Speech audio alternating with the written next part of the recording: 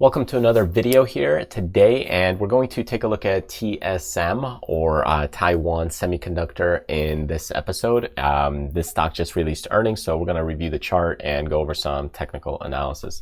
Keep in mind, none of these are recommendations to buy, sell, or trade, just my own personal opinion. All right, so let's kick things off here. If we take a look at Taiwan Semiconductors here, you can see right now the stock is moving quite heavily up about 6.5% or so. There's quite a bit of volume that's coming in as well.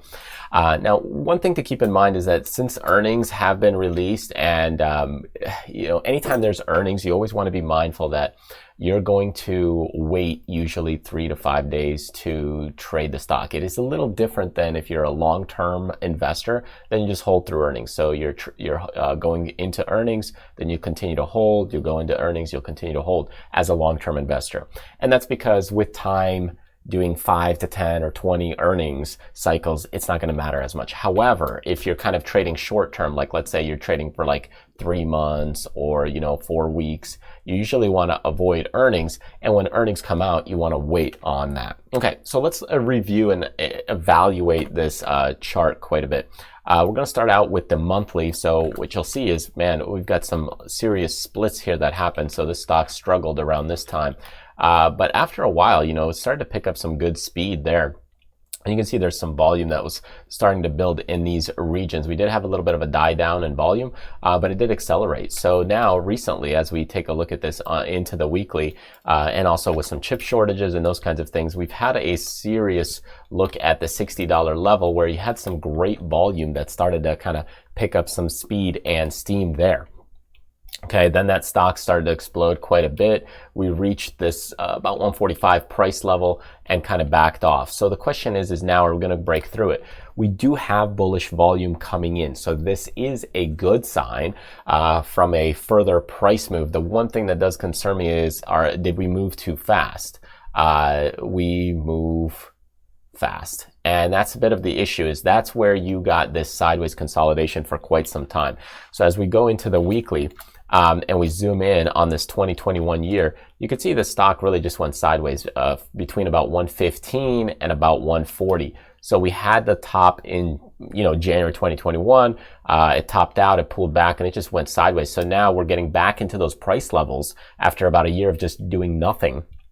And now the question is are we going to break out further? So that's what we're kind of looking at right now. Now, as we get into the daily, you can see it's testing those levels, right? We had this other tighter consolidation. We tried to break through. Volume was picking up even before earnings. So probably somebody knew something. And even though they say you can't or it's illegal and that kind of thing, they usually know something, right? So they break through. And then we push it into more higher prices right here. So here is the stock popping and the volume's coming in there. So usually wait 3 to 5 days. See if this thing actually does clear it. Because otherwise what we may get is a little bit of a cross in there and then a rollover. And that's the concern. Now, if you're a little more aggressive, you could go in and start nibbling a little bit now before a possible breakout. But remember, there is a gap here. And when there's an open space gap, that also means there is weakness. So with weakness, you have to be careful that this thing, it can get right into that gap. So as you look into the stock, when there's that open space, that means there's weakness because there's no buyers to support it when it's coming back down. Like let's say we get into like a 30-minute chart right here, or even a 15-minute chart.